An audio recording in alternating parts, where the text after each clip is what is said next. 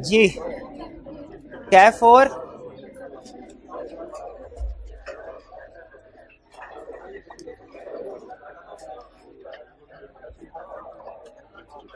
और आज के लेक्चर का आगाज करते हैं। चैप्टर हमारा 4 चल रहा है और कल के लेक्चर में हमने मिस रिप्रेजेंटेशन के बारे में स्टडी किया था। जो टॉपिक हम सीख रहे हैं वो है फ्री कंसेंट, और हमने ये देखा कि 5 सिचुएशन में फ्री कंसेंट नहीं रहती। एक undue influence, coercion, undue influence, miss representation, fraud और मिस्टेक। 3 चीजें हम पढ़ चुके हैं। Coercion, undue influence, miss representation पढ़ चुके हैं। आज के लेक्चर में हम फ्रॉड के बारे में स्टडी करेंगे, लेकिन फ्रॉड की तरफ चलने से पहले जो मिस रिप्रेजेंटेशन के क्वेश्चन, प्रैक्टिस क्वेश्चन आईक्यूआर के और पास पेपर के क्वेश्चन, इनको हम डिस्कस कर लेते हैं। होम असाइनमेंट दी थी ना आपको? होम असाइनमेंट की भी आपने रिटर्न अपने सामने रखी है। सबसे पहले क्वेश्चन 11। अच्छा मुझे बताइए, इस क्वेश्चन को देख के क्या लगता है ये रिप्रोडक्शन का क्वेश्चन है या कि केस स्टडी है? बिल्कुल लेंथी भी है, पैराग्राफ फॉर्म में है और नेम भी यूज किया। लेकिन मैंने आपको बताया हुआ कि लेस देन 10% केसेस में ये रूल अप्लाई नहीं होता, तो उसमें रिक्वायरमेंट कंफर्म करती है हमें कि ये केस स्टडी का क्वेश्चन के रिप्रोडक्शन का। तो बजाहिर हमें लग रहा है केस स्टडी का ही समझ के हम आगे इसको पढ़ रहे हैं कि speak about Abid's motorcycle factory in Faisalabad on Abid's representation that 50,000 motorcycle are assembled at his factory annually. Shafiq later found that the factory has a capacity to manufacture 35,000 motorcycle only per annum. ठीक है, आबिद ने क्या कहा कि फैक्ट्री में कितनी capacity है? 50,000 की। शफीक को बाद में क्या पता चला? 35। Shafiq now want to rescind the contract on the ground that his consent was obtained by misrepresentation। अब शफीक इस कॉन्ट्रैक्ट को rescind करना चाहता है। Under the provisions of Contract Act 1872 list the circumstances under which Shafiq may not be able to rescind the contract। बताइए वो कौन सी situation है जिनमें शफीक इस कॉन्ट्रैक्ट को रिसेंड नहीं कर पाएगा? सिचुएशन पढ़ी हुई हमने। कितनी सिचुएशन थी? 5 थी या 4? अच्छा 4। कौन कौन सी? Agreed party not acted on the basis of representation. शाबाश। दूसरा, agreed party had means of discovering the truth with ordinary diligence. Third, parties can not be restored to original position. Third party acquired interest in good faith. तो ये situation हमने circumstances उसको बतानी है। क्या हमने उसे किस केस के ऊपर कंक्लूजन देना कोई कि वो स्पेसिफिकली इस केस में क्या इसका आउटकम होगा? नहीं। तो ये रिक्वायरमेंट सामने आई, बज़ाहिर दिखने में लग रहा था केस स्टडी का क्वेश्चन है। जब रिक्वायरमेंट सामने आई तो क्या पता चला ये रिप्रोडक्शन। असल में आप देखें तो ये जो 5 पॉइंट्स हमने पढ़े हुए, जो 4-5 पॉइंट्स पढ़े हैं कि जब कॉन्ट्रैक्ट एग्रीमेंट वॉइडेबल नहीं रहता, ये उसी की रिप्रोडक्शन मांग रहा है। तो ये रिप्रोडक्शन का क्वेश्चन है, केस स्टडी का क्वेश्चन नहीं है। कैसे पता चला हमें? रिक्वायरमेंट से। रिक्वायरमेंट में कह रहा है कि लिस्ट कीजिए, इसका मतलब है हमने उसको कंसेप्ट जो याद किया हुआ है वो बता देना। क्लियर हो गया रिक्वायरमेंट पढ़ के क्या लिखना है? Next question, briefly discuss whether following agreements are caused by misrepresentation. बताना है कि इन एग्रीमेंट्स में मिस रिप्रेजेंटेशन है कि नहीं। A part, Anwar sold a mine to Munawwar and told certain facts about the mine which were incorrect. Anwar believed them to be true, later Munawwar discovered the real facts. Misrepresentation है? कैसे पता चला? इस line से, Anwar believed them to be true. उसे वो ये समझ रहा था कि जो मैं बता रहा हूं सच है। अगर होता Anwar believed them to be false, फिर ये मिस रिप्रेजेंटेशन नहीं बल्कि फ्रॉड बन जाता। B, Azhar told Mazhar that the monthly sale of his business was ₹50 million before the contract was signed. ये अहम चीज है। अगर मैंने इन भाईजान को कहो, अच्छा फर्ज कीजिए कि मेरे पास बाइक है, ठीक है, और उस बाइक में कोई डिफेक्ट नहीं, उस बाइक में कोई डिफेक्ट नहीं। इन्होंने मुझसे पूछा सर इस बाइक में कोई डिफेक्ट तो नहीं है? मैंने कहा कोई डिफेक्ट नहीं है भी नहीं। इसने कहा अच्छा ठीक है सर, मैं कल ये बाइक खरीदूंगा। शाम में उस बाइक में कोई डिफेक्ट सामने आ जाता है, शाम में उस बाइक में। अब मुझे ये बताइए, क्या अगले दिन जब ये कॉन्टैक्ट करने के लिए आएंगे मुझे बताना चाहिए कि नहीं कि डिफेक्ट हो गया? बताना चाहिए। शाबाश। अगर मैं नहीं बताता तो ये मिस रिप्रेजेंटेशन या फ्रॉड होगा। अगर मैं नहीं बताता तो, ठीक है, ये ज़हन में रखिएगा। नॉर्मली सेलर के ऊपर अपने गुड्स के डिफेक्ट बताना लाजमी नहीं होता, लेकिन कुछ सिचुएशन में लाजमी होता है। जब बायर पूछे, जब बायर क्वेश्चन ही ऐसे करे कि इसमें कोई डिफेक्ट है तो मुझे बता दे, तो फिर उस सूरत में डिफेक्ट बताना लाजमी हो जाता है। अब जिस वक्त इसने पूछा उस वक्त कोई डिफेक्ट नहीं था, लेकिन एग्रीमेंट होने से पहले डिफेक्ट सामने आ गया, तो क्या बताना जरूरी है? बिल्कुल बताना जरूरी है और ये बताना चाहिए। तो यहां पे बताइए इस सिचुएशन में अजहर ने मजहर को बताया कि 50 मिलियन की सेल्स है और 50 मिलियन की होगी भी, लेकिन कॉन्ट्रैक्ट साइन होने से पहले पहले सेल्स 35 मिलियन पे आ गई। क्या बताना चाहिए था? बिल्कुल बताना। अगर नहीं बताया जाता तो ये मिस रिप्रेजेंटेशन है। क्लियर? हाँ, अगर तो उसको खुद भी पता है। देखिए, अगर इसने क्वेश्चन में नहीं बताया हुआ कि अजहर को खुद को ये पता है कि नहीं, अजहर ने बताया नहीं है, लेकिन अजहर को नॉलेज है कि नहीं इस चीज का, इसने क्वेश्चन में नहीं बताया। अगर अजहर को नॉलेज है और फिर उसने नहीं बताया, कैसे? फिर फ्रॉड है। और अगर अजहर को नॉलेज नहीं है फिर चूंकि क्वेश्चन की मेन रिक्वायरमेंट उसने मिस रिप्रेजेंटेशन के हवाले से पूछा, इसका मतलब है हमारी असम्पशन यहाँ पे क्या होगी कि अजहर को नहीं पता था। B clear? अच्छा, ये इस केस स्टडी से एक कंसेप्ट आपने पिक किया जो मैंने आपको बताया कि नॉर्मली सेलर के लिए अपनी गुड्स के डिफेक्ट बताना लाजमी नहीं होता, लेकिन कुछ केसेस में लाजमी हो जाता है। जैसे अगर बायर स्पेसिफिकली पूछे कि बताइए इसमें कोई डिफेक्ट तो नहीं है, तो उस वक्त सेलर के लिए उस डिफेक्ट को बताना लाजमी हो जाता है। ये पॉइंट ध्यान में रखेगा, आज के लेक्चर में यूज करना मैंने। अगर कॉन्ट्रैक्ट हो गया कि सेल होगी, मतलब मैं चीज कोई दूंगी और हमारा अभी डिलीवरी नहीं हुई चीज की और डिलीवरी से पहले ही कोई डिफेक्ट आ गया, तो आप बताना जरूरी है। देखिए, अगर इस स्टूडेंट का क्वेश्चन ये है कि सर अगर कॉन्ट्रैक्ट साइन हो जाए और उसके बाद कोई इशू सामने आए, क्या वो बताना जरूरी है? देखिए, जब कॉन्ट्रैक्ट साइन हो गया ना, इसका मतलब है वो चीज दूसरे बंदे की होगी। इसके बाद अगर कोई चीज सामने आती है तो वो हमारे लिए उसको बताना जरूरी नहीं। C the seller told the buyer that the bike is free from defects but there was a built in defect in it. अब यहां पे भी अगेन देखिए, उसने ये नहीं बताया हुआ कि सेलर को डिफेक्ट का नॉलेज था कि नहीं था, सिर्फ इसने बताया कि उसने बाइक में डिफेक्ट था। तो मिस रिप्रेजेंटेशन है कि नहीं है? सेलर टोल्ड, ठीक है। अच्छा, आप मुझे ये बताएं, बाइक में डिफेक्ट है, बायर आया, बायर ने पूछा ही नहीं कि डिफेक्ट है कि नहीं, सेलर ने बताया भी नहीं, क्या ये मिस रिप्रेजेंटेशन या फ्रॉड है? ये नहीं है, ये नहीं है। लेकिन अगर बायर पूछे कि सर इसमें कोई डिफेक्ट है तो बता दे, और सेलर कहे इसमें कोई डिफेक्ट नहीं है हालांकि डिफेक्ट हो, तो फिर मिस रिप्रेजेंटेशन या फ्रॉड होगा। अगर पता हो तो फ्रॉड, ना पता तो मिस रिप्रेजेंटेशन। इसलिए मैं मिस रिप्रेजेंटेशन या फ्रॉड दोनों अल्फाज यूज कर रहा हूं। तो फिर मिस रिप्रेजेंटेशन यहां पे चूंकि सेलर ने स्टेटमेंट दिया बायर को, ठीक है, इसीलिए अगर बाद में डिफेक्ट सामने आता है तो ये मिस रिप्रेजेंटेशन या फ्रॉड होगा। क्वेश्चन चूंकि मिस रिप्रेजेंटेशन का है तो हम कहेंगे कि मिस रिप्रेजेंटेशन इसमें भी है। तो इसका मतलब है ए, बी और सी इन तीनों में मिस रिप्रेजेंटेशन है। क्लियर ये क्वेश्चन?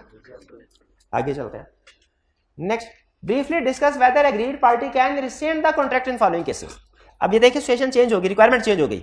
अब वो हमसे ये नहीं पूछ रहा कि बताओ मिस रिप्रेजेंटेशन या फ्रॉड है कि नहीं, बल्कि क्या पूछ रहा है, बताओ इन सिचुएशन में कॉन्ट्रैक्ट को रिसेंड किया जा सकता है कि नहीं किया जा सकता। Azam sold a machine to Babar under misrepresentation that it is made in Germany. Misrepresentation है, बताइए क्या कॉन्ट्रैक्ट को रिसेंड किया जा सकता है? बिल्कुल, बाबर कॉन्ट्रैक्ट को रिसेंड कर सकता है। Contract is voidable at the option of Babar. Voidable का मतलब क्या है कि बाबर इसे इन्फोर्स भी करवा सकता है, चाहे तो रिसेंड भी करवा सकता है। इसमें क्या वो 5 पॉइंट लिखेंगे कैन नॉट रिसेंड वाले? नहीं, यहाँ पे नहीं लिखेंगे। हाँ जी बिल्कुल, रिक्वायरमेंट में सिंपली कह रहा है बताइए इन सिचुएशन में रिसेंड कर सकता है। अगर मार्क्स होते तो मार्क्स को देख के हम शायद ये अंदाजा लगाते कि इसमें हमें वो पॉइंट्स भी लिखने चाहिए। B. Azam sold wheat of certain quality to Hassan under misrepresentation which Hassan and his family consumed. Misrepresentation थी, wheat supply की है जो कि फैमिली ने कंज्यूम कर दी है। Later Hassan discovered the misrepresentation regarding quality of wheat. बाद में हसन को पता चला क्वालिटी ऑफ wheat के बारे में। क्यों नहीं कर सकता? वो खा भी गए, अब पार्टीज रीजनल पोजीशन में रिस्टोर थोड़ी हो सकती हैं, नहीं हो सकती। इसीलिए बी में कॉन्ट्रैक्ट को रिसेंड नहीं किया जा। ए में कॉन्ट्रैक्ट वाइडेबल है, बी में कॉन्ट्रैक्ट वाइडेबल क्यों नहीं वाइडेबल? क्योंकि parties can not be restore to original position. Clear? Next जी।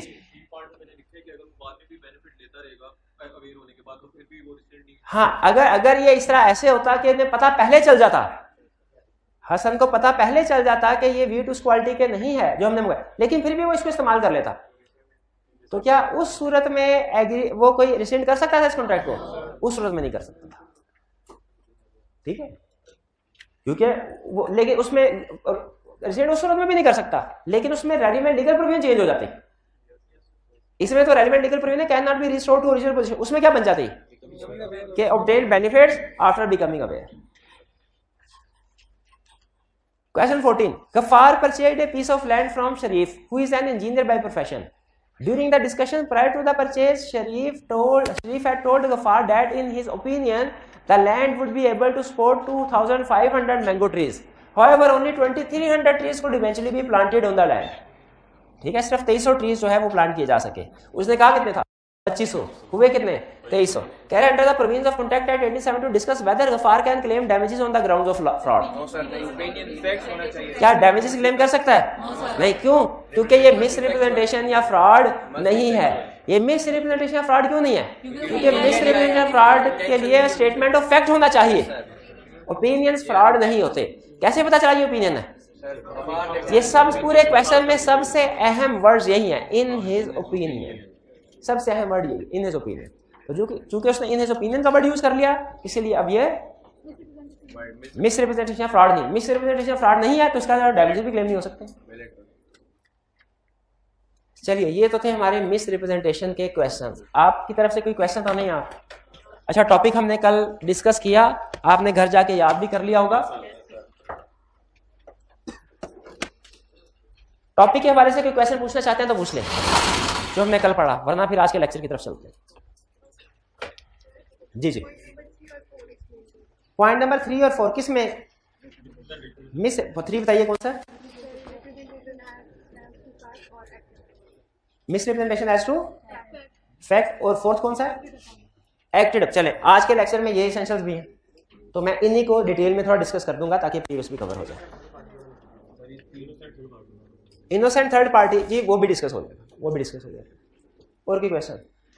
चलिए, प्रीवियस लेक्चर में शायद मैंने आपके साथ जिक्र किया था कि जो फ्रॉड है इसमें कंसेप्ट मोर देन 80% वही है जो मिस रिप्रेजेंटेशन वाले हैं। ठीक है, इसीलिए अगर आपको मिस रिप्रेजेंटेशन में कोई 2-3 पॉइंट्स आप कह रहे हैं समझ नहीं आए, उनको हम फर्दर डिस्कस करेंगे आज के लेक्चर में। एक तो हमने डिस्कशन कर ली, ठीक है, लर्निंग ऑब्जेक्टिव 4 के क्वेश्चंस में। अब हम क्या स्टडी करने जा रहे हैं? फ्रॉड। सबसे पहले फ्रॉड की डेफिनेशन को समझ। मिस रिप्रेजेंटेशन में भी हमने डेफिनेशन ही पहले पढ़ी थी ना, समझे थे। फ्रॉड में भी पहले डेफिनेशन। फ्रॉड किसको कहते हैं? फ्रॉड कहते हैं a person gives a statement, एक बंदा स्टेटमेंट देता है कोई विच इज फॉल्स, जो कि गलत है। अच्छा, डेफिनेशन का इतना हिस्सा मिस रिप्रेजेंटेशन में भी कॉमन था। Person gives a statement which is false and person knows it to be false. कल हमने पढ़ा था person believes it to be true. आज क्या पढ़ रहे हैं? पर्सन, यानी जो बंदा स्टेटमेंट दे रहा है उसे पता है कि स्टेटमेंट गलत है, उसके बावजूद भी स्टेटमेंट दी जाए वो गलत स्टेटमेंट, तो वो क्या होगी? वो मिस रिप्रेजेंटेशन नहीं कहलाएगी, वो क्या कहलाएगी? फ्रॉड। ये क्लियर? दूसरा point, active concealment of fact.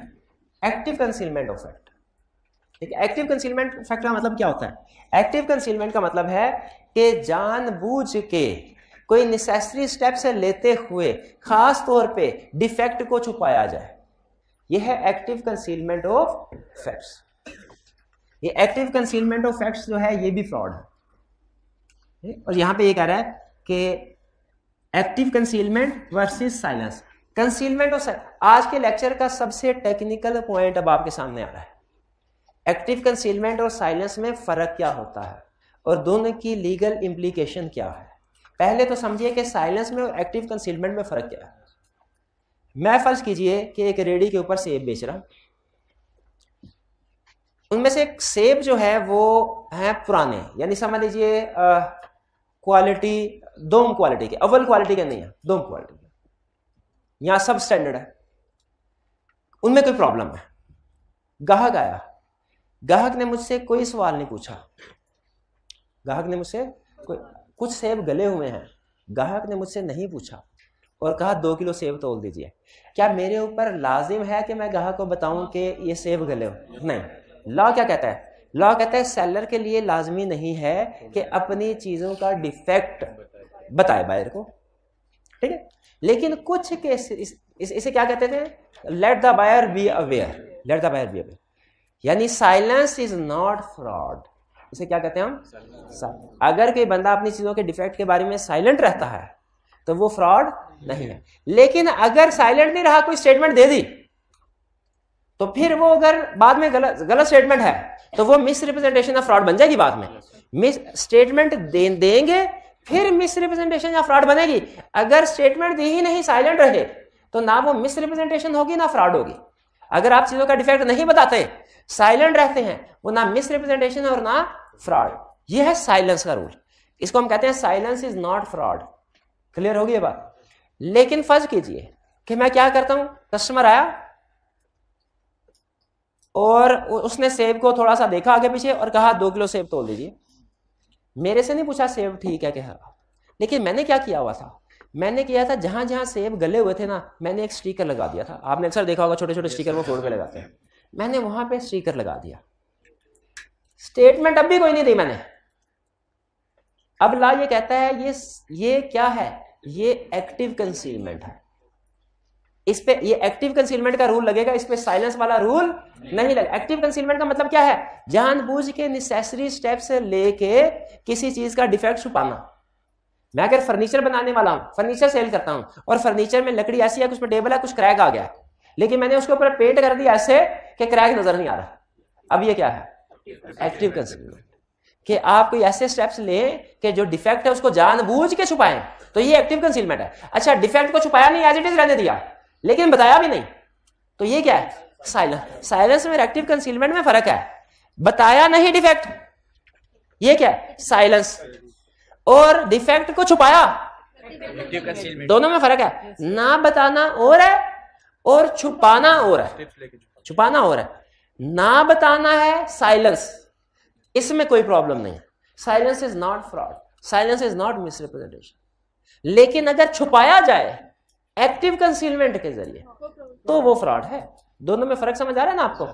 चलिए, तो यहां पे यही बता रहा है कि अगर एक्टिव कंसीलमेंट ऑफ फैक्ट्स है, एक्टिव स्टेप्स लेते हुए फैक्ट्स को कंसील किया गया, छुपाया गया, तो ये क्या होगा, ये फ्रॉड होगा। लेकिन इसको आपने कंपेयर करना है साइलेंस के साथ। एक्टिव कंसीलमेंट तो फ्रॉड है, साइलेंस फ्रॉड नहीं है। एक्टिव कंसीलमेंट फ्रॉड है, साइलेंस नॉर्मली फ्रॉड नहीं है। ये समझ आ गया। दो चीज, पहला तो रूल आपको बड़ी आसानी है, वो तो कल ही समझ लिया आपने।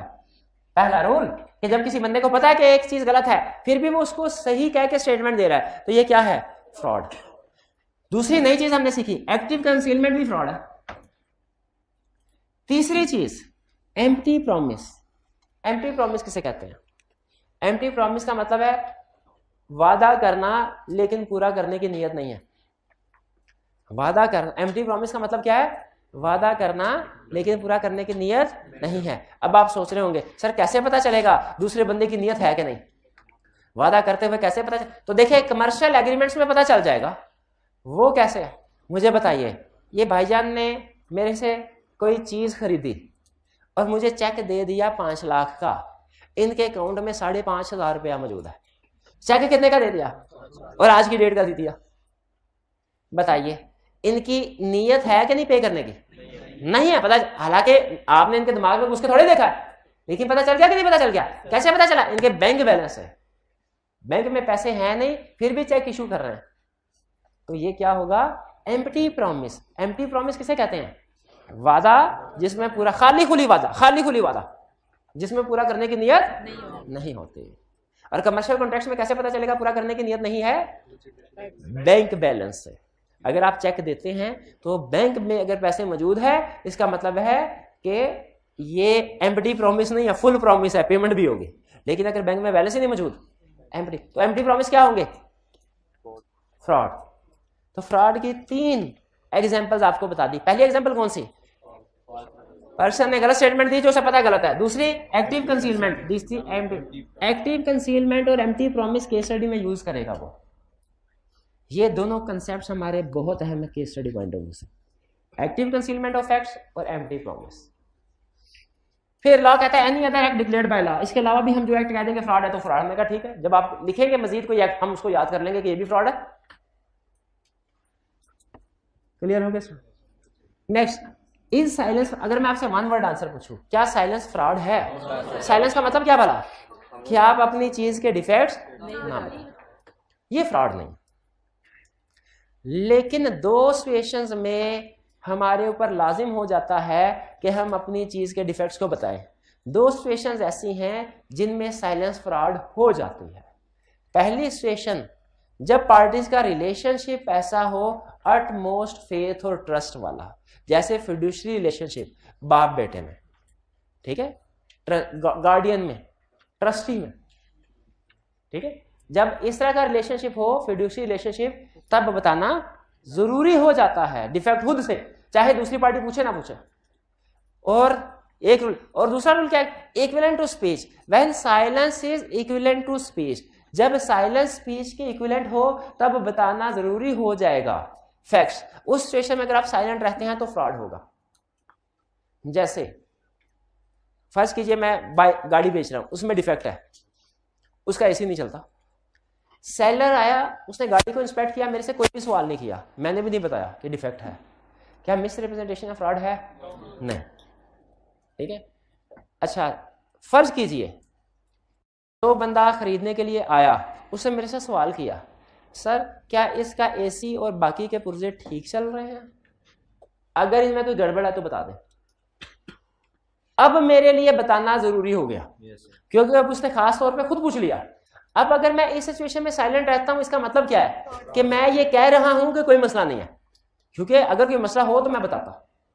जब पार्टी हमसे ये पूछे कि इस चीज में कोई डिफेक्ट तो नहीं, अगर डिफेक्ट है तो बता दें, इस वक्त हम साइलेंट रहे तो इसका मतलब है हमारी साइलेंट इक्विवेलेंट टू स्पीच है। साइलेंट इक्विवेलेंट टू स्पीच का मतलब क्या है कि हम साइलेंट होके ये कह रहे हैं, क्या कह रहे हैं कि हमारी गुड में डिफेक्ट नहीं है। अगर कोई हमसे पूछे कि इस गुड में कोई डिफेक्ट है तो बता दो, और हम साइलेंट रहते हैं, तो हमारा साइलेंट होना क्या कह रहा है? हमारा साइलेंट होना ये कह रहा है कि इस गुड में कोई डिफेक्ट नहीं है। ये है साइलेंस इक्विवेलेंट टू स्पीच। तो इस केस में अगर बायर पूछे तो हमारे लिए बताना जरूरी हो जाता है। क्लियर? नहीं समझ आई? सबसे पहले मुझे बताइए फ्रॉड के 3 एग्जांपल क्या हैं? तीन केसेस क्या हैं?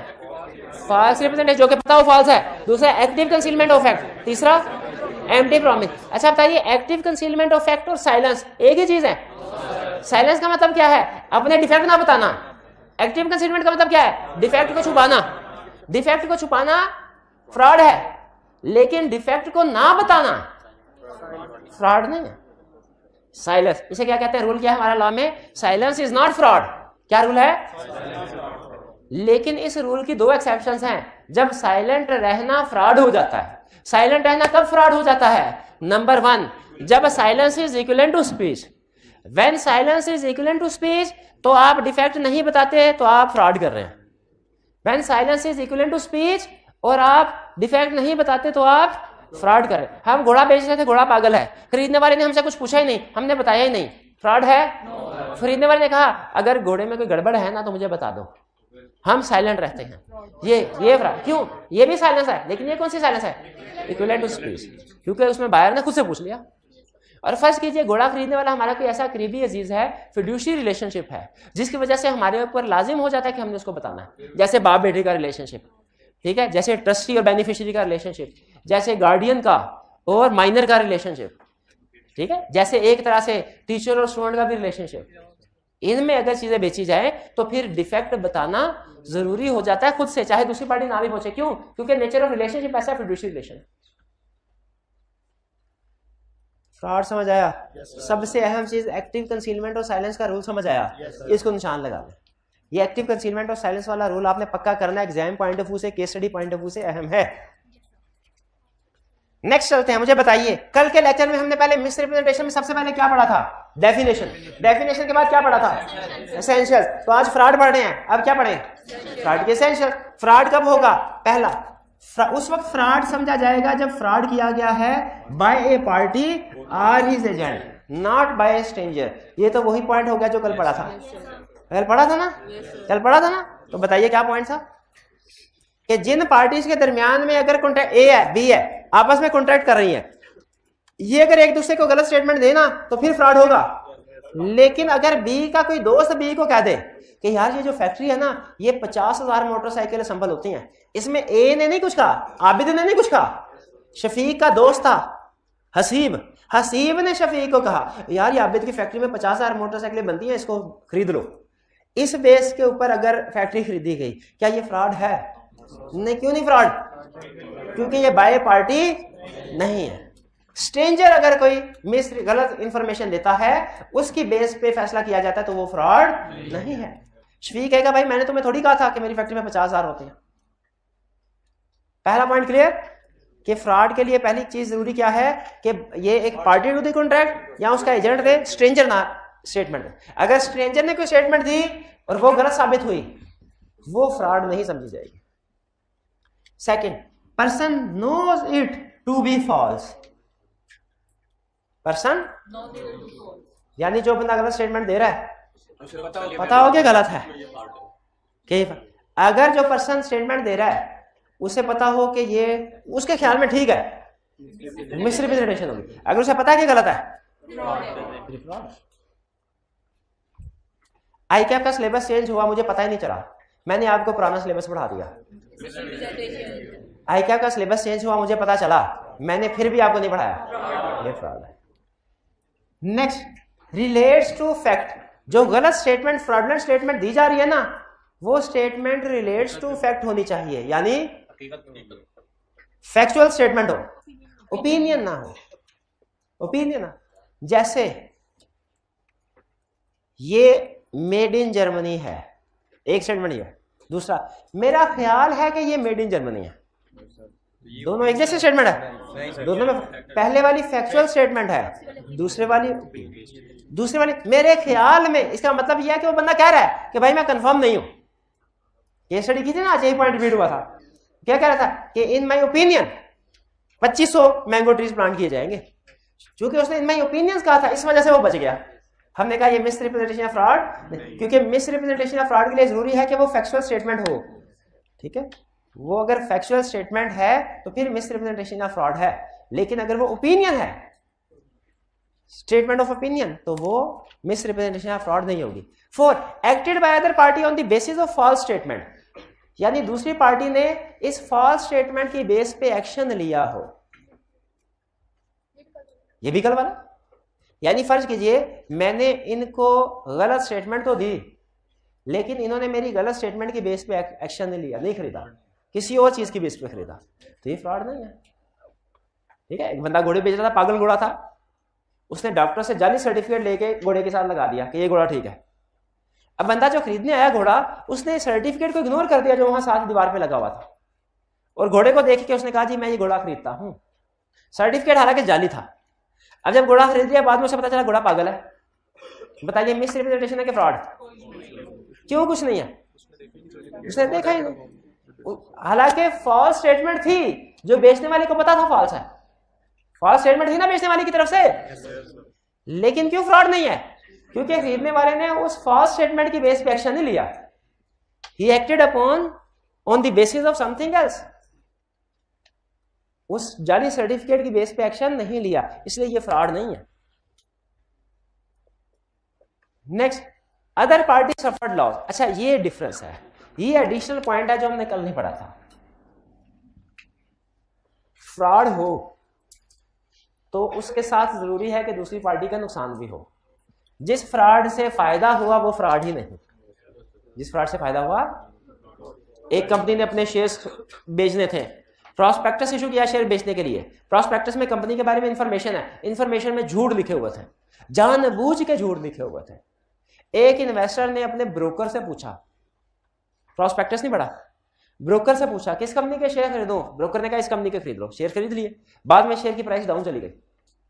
बताइए क्या ये शेयर वापस कर सकता है कंपनी को इन्वेस्टर? ये क्या कि आपने प्रॉस्पेक्टस में झूठ बोला था, कह सकता है? नहीं, क्यों नहीं कह सकता? क्योंकि उसने जो एक्शन लिया है वो उस फॉल्स स्टेटमेंट की बेस में नहीं लिया, वो ब्रोकर की बेस पे। ठीक है, अच्छा अगर फर्ज कीजिए वो एक्शन प्रॉस्पेक्टस की बेस पे ले, प्रॉस्पेक्टस में गलत लिखा, उसने पढ़ा प्रॉस्पेक्टस को और उसमें गलत इंफॉर्मेशन लिखी हुई थी, वो बड़ा इंप्रेस हुआ कि इतना ज्यादा पास में प्रॉफिट, हालांकि पास में लॉस था।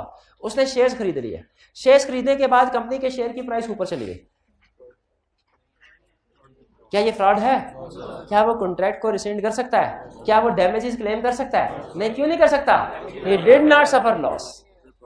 तो अगर फ्रॉड तो हुआ लेकिन उससे नुकसान की बजाय फायदा हुआ है, तो आपने इन भाईजान को चक्कर देने की कोशिश की, ये आपके चक्कर में नहीं आए, फ्रॉड है?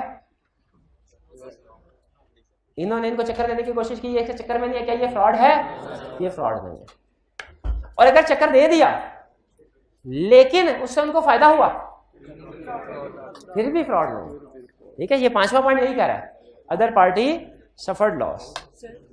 अगर ऑलमोस्ट फैक्ट्री में ऑलमोस्ट 50,000 बाइक्स बनती है तो फिर भी ओपिनियन होगा ऑलमोस्ट 50,000। अगर स्टेटमेंट इस तरह की हो कि इसमें तकरीबन कम बेश 50,000 बाइक्स बनती है तो फिर भी ओपिनियन होगा इसमें, लेकिन थोड़ा बहुत फर्क की गुंजाइश है। तकरीबन का मतलब होता है थोड़ा बहुत फर्क हो सकता है, यानी इसमें 2500 से 2300 आ जाए तो ये समझ में आती है बात, लेकिन 50,000 से 35,000 भी आ जाए ये कमो बेश या तकरीबन में नहीं आएगा। नहीं, एग्जाम में इस तरह का क्वेश्चन आपसे पूछेगा नहीं जिसमें जजमेंट अप्लाई होती है। ठीक है, प्रैक्टिकल इश्यूज ऐसे आते हैं जिनमें जजमेंट अप्लाई होती है। एग्जाम में इस तरह का क्वेश्चन वो क्लियर स्टेटमेंट देगा। आपने पास में जितने भी क्वेश्चन किए और अंदर जितने भी क्वेश्चन करेंगे उनमें आपको आसानी के साथ क्वेश्चन की किसी न किसी इन्फॉर्मेशन से पता चल जाता है ये मिस रिप्रेजेंटेशन का केस है या फ्रॉड का है।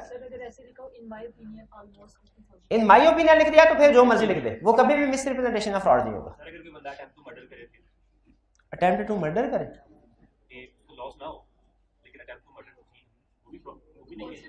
नहीं, वो तो हमारा क्रिमिनल लॉ में आ जाएगा ना, वो सही है। वो मतलब मैंने एग्जांपल दी कि फ्रॉड करने की कोशिश की, फ्रॉड नहीं हुआ तो वो कॉन्ट्रैक्ट एक्ट में फ्रॉड नहीं है, अगर दूसरे बंदे को नुकसान नहीं हुआ। लेकिन इनका क्वेश्चन यह है सर फर्ज कीजिए मैंने किसी को कत्ल करने के लिए गोली मारी, निशाना मेरा हटा गया, वो बच गया, तो क्या अब ये भी नहीं है? नहीं, कत्ल नहीं है, लेकिन इसके लिए लॉ ने लादा से सजा दी हुई अटेम्प्ट टू मर्डर की, लेकिन वो क्रिमिनल लॉ है ना। क्रिमिनल लॉ के रूल्स और सिविल लॉ के रूल्स डिफरेंट होते हैं।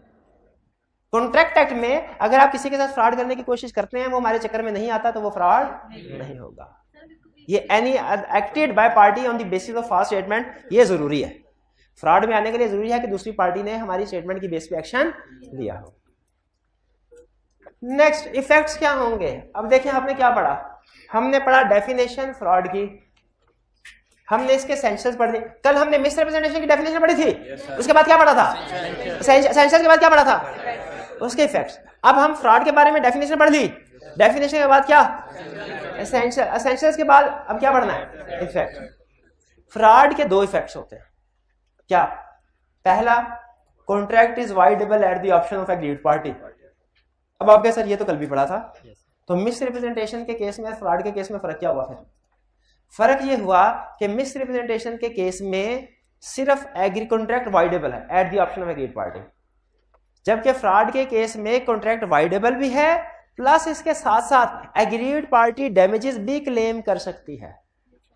Fraud wide agreement contract voidable भी है प्लस एग्रीड पार्टी डैमेजेस भी क्लेम कर सकती है। मिस रिप्रेजेंटेशन के केस में डैमेजेस नहीं थे, फ्रॉड के केस में डैमेजेस हैं। मिस रिप्रेजेंटेशन के केस में डैमेजेस फ्रॉड के केस में।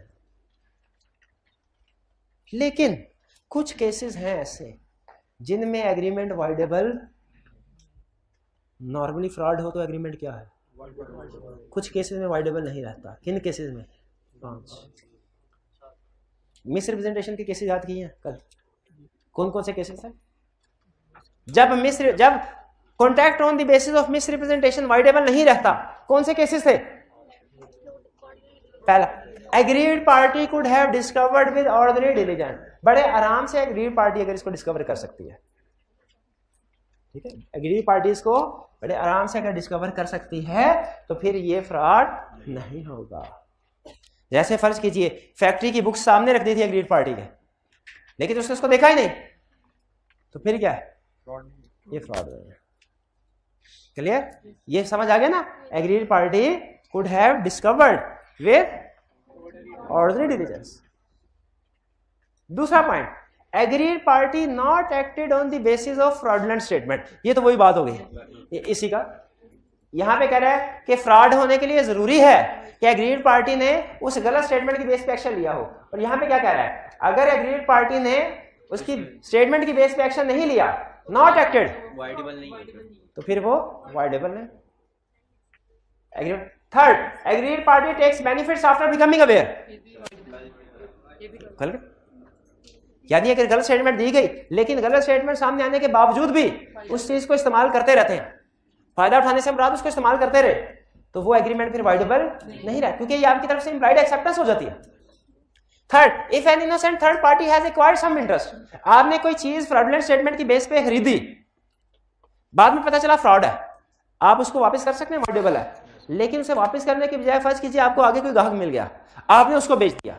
उस ग्राहक को बेचने के बाद क्या आपके लिए, ग्राहक को आपने सही स्टेटमेंट देके बेचा है कि इसमें 35,000 यूनिट प्रोड्यूस होते हैं, 50,000 नहीं, ग्राहक को सही स्टेटमेंट देके। तो मुझे बताइए अगर थर्ड इनोसेंट पार्टी को आपने चीज बेच दी, क्या आपके लिए ये एग्रीमेंट जो पहले वाले बायर के साथ किया था, सेलर के साथ किया था, बताइए ये अब वाइडेबल है?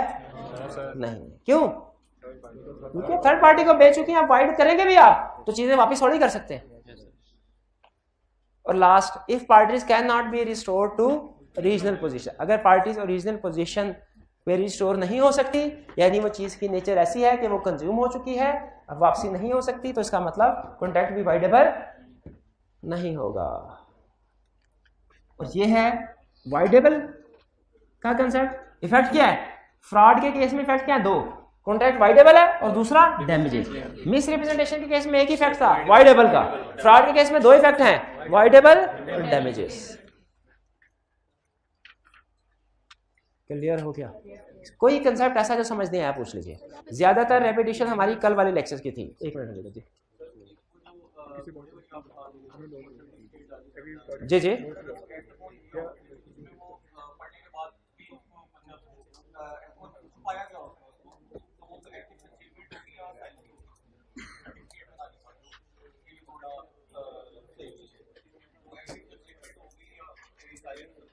नहीं, यानी सर्टिफिकेट में लिखा हुआ है कि घोड़ा ठीक है। अच्छा, सर्टिफिकेट नहीं है, घोड़ा पागल है। उस घोड़े के मालिक ने घोड़े के साथ कोई सर्टिफिकेट नहीं लगाया हुआ, लेकिन कोई कस्टमर देखने के लिए आया तो उसने बताया भी नहीं कि घोड़ा पागल है। तो ये क्या है? ये साइलेंस, ये एक्टिव कंसीलमेंट का रूल नहीं है। ये क्या है? ये साइलेंस का रूल है कि सेलर के लिए अपनी चीजों का डिफॉल्ट बताना लाजमी नहीं है। बायर को चाहिए कि अच्छी तरीके से तसल्ली करके फिर चीज खरीदे। क्लियर जी? पूछिए। डेफिनेशन में फोर्थ पॉइंट लिखा हुआ है, any other act fitted or declared to be fraud by law. तो ये हमारे एक ऐसी डेफिनेशन का हिस्सा है जो लॉ ने अपने हाथ में रखा। लॉ कह रहा है ऊपर वाली तीन चीजें तो फ्रॉड है ही है, इसके अलावा भी अगर मैं कह दूं किसी एक्ट को कि ये एक्ट फ्रॉड होगा तो उसको भी हम फ्रॉड समझेंगे। ये जो फोर्थ वाला पॉइंट है ना, ये रटे वाला पॉइंट है। एनी अदर एक्ट फिटेड वाला or declared, fitted or declared, ये दोनों पॉइंट्स जो है ये कौन से वाले हैं? रटे वाले पॉइंट। केस स्टडी में टेस्ट नहीं करेगा, लेकिन रिप्रोडक्शन के क्वेश्चन में अगर आपसे वो फ्रॉड की डेफिनेशन पूछे तो आपने फिटेड और डिक्लेयर्ड वाली बात लिखनी है। जी बिल्कुल, फिटेड वाला भी लाइव बताएगा कि इधर फिट होता है कि नहीं। सर ये एक लाइन है, if an innocent third party acquires interest in the property in good faith for consideration, in good faith for consideration, इसको अंडरलाइन कर लें। तो कह रहे हैं कि जी सर इसमें जब थर्ड पार्टी एक्वायर करती है किसी प्रॉपर्टी को तो फिर ये कॉन्ट्रैक्ट वाइडेबल नहीं रहता, फिर ये कॉन्ट्रैक्ट वाइडेबल क्योंकि थर्ड पार्टी के पास चला गया। लेकिन वहां पे लिखा हुआ है थर्ड पार्टी ने इसको हासिल किया हो इन good faith for consideration. In good faith for consideration का मतलब है कि थर्ड पार्टी ने कोई वो इसको नहीं, इसको मैं भी नहीं समझा रहा। ये असल में वर्ड यूज होगा निगोशिएबल इंस्ट्रूमेंट में, ये वर्ड यूज होगा इसको मैं निगोशिएबल इंस्ट्रूमेंट को सामने रखते हुए एक्सप्लेन करता हूं, आपको ये भी समझ आ जाएगा।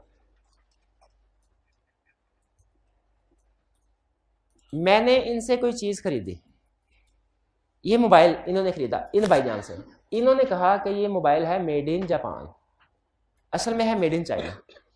इनको पता था मेड इन चाइना, इन्होंने इनको बेच दिया। फ्रॉड है? ये एग्रीमेंट वाइडेबल है? अच्छा, इन भाईजान ने वो मोबाइल आगे मुझे बेच दिया ये कह के कि ये मेड इन चाइना। अब मैं थर्ड इनोसेंट पार्टी, लेकिन याद रखें मेरे लिए दो शर्तें जरूरी हैं, एक गुड फेथ और एक कंसीडरेशन। इसका मतलब क्या हुआ कि मैंने इनसे फ्री में ना लिया हो बल्कि कुछ ना कुछ कंसीडरेशन इनको दी हो, क्योंकि अगर मैंने इनसे फ्री में लिया ना तो आपको पता है एग्रीमेंट विदाउट कंसीडरेशन वाइड होता है, वो चीज फिर मेरी नहीं इन्हीं की समझी जाएगी और ये उसको फिर अभी भी वाइड कर सकते हैं। कंसीडरेशन का मतलब समझ आ गया? इन गुड फेथ का मतलब होता है कि नेक नीति के साथ, यानी मैंने इनसे ये चीज हासिल की हो खरीद के, चोरी करके नहीं। इन गुड फेथ का मतलब होता है कि मैंने अच्छी नीयत के साथ चीज खरीदी हो, चोरी। अगर मैंने चोरी कर, अब मुझे यह बताएं, मोबाइल इनके पास था, मैंने गन पॉइंट में इनसे मोबाइल ले लिया या इनसे मोबाइल चोरी कर लिया, क्या ये इन गुड फेथ फॉर कंसीडरेशन का रूल लगता है? अब मुझे बताइए, क्या मैं इनोसेंट थर्ड पार्टी हूं? नहीं। मेरे पे ये इनोसेंट थर्ड पार्टी वाला रूल लगेगा? नहीं लगेगा। इस सूरत में अगर बाद में मैं पकड़ा जाता हूं और मेरे से चीज बरामद हो जाती है तो स्टिल ये उस चीज को वापस कर सकते हैं पहली पार्टी को ये कह के कि आपने फ्रॉडुलेंट स्टेटमेंट देके मुझे बेची थी। थर्ड पार्टी को भी, अच्छा आपने पहले मुझे बताया ये इन गुड फेथ फॉर कंसीडरेशन समझ आ गया, इसको आपने अंडरलाइन कर लेना है। इन गुड फेथ फॉर कंसीडरेशन को भी, कंसीडरेशन आपको समझ आ गया होगा। इन गुड फेथ मैंने बता दिया आपको, नेक नीति के साथ। चोर जो भी चीज हासिल करता है वो इन गुड फेथ नहीं होती। अच्छा अगला क्वेश्चन उन्होंने कहा सर इन्होंने फ्रॉडुलेंट स्टेटमेंट देके बी को दिया, बी ने फ्रॉडुलेंट स्टेटमेंट देके सी को बेच दिया, ठीक है, तो मेरे लिए भी ये एग्रीमेंट वॉइडेबल है, और अगर मैं इस एग्रीमेंट को रिसेंड करता हूं तो इनके लिए भी वॉइडेबल है, ये भी आगे ए को वापस कर सकते हैं, ठीक है। तो फ्रॉडुलेंट स्टेटमेंट तो जिस जिसको देंगे उसके लिए वॉइडेबल रह जाएगी।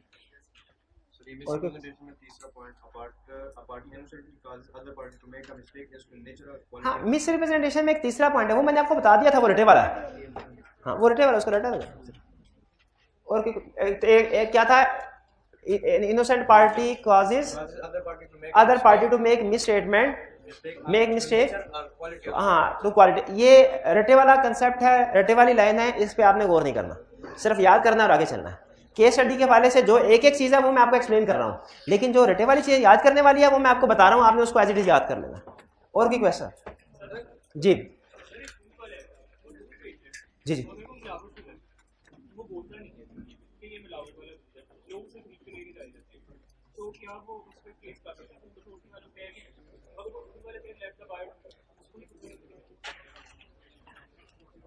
देखिए हमारी डेली ट्रांजैक्शंस के ऊपर सिर्फ कॉन्ट्रैक्ट एक्ट अप्लाई नहीं होता, और भी बहुत से लॉज अप्लाई होते हैं, ये ध्यान में रखिएगा। हम सिर्फ कॉन्ट्रैक्ट एक्ट के मुताबिक डिस्कशन करते हैं।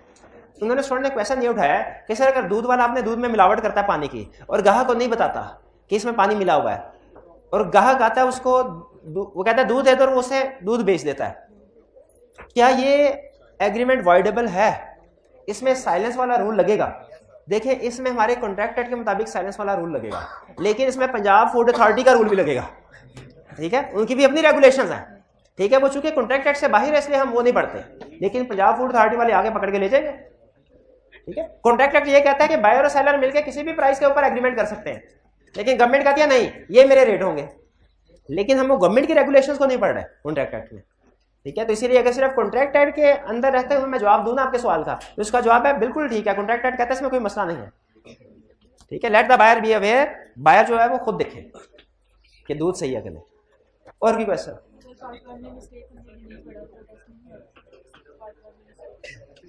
टेस्ट का सिलेबस शेयर करते हो ना आपके साथ। चैप्टर 3 कंप्लीट है और चैप्टर 4 का पार्ट 1 है हमारा। टेस्ट 3 का सिलेबस पता चल गया ना आपको? पार्ट 1 कंप्लीट नहीं पढ़ा तो आपका टेस्ट कल है? चैप्टर 3 कर ले सर। अच्छा चलिए, फिर उसमें मिस्टेक वाला पोर्शन शामिल नहीं होगा?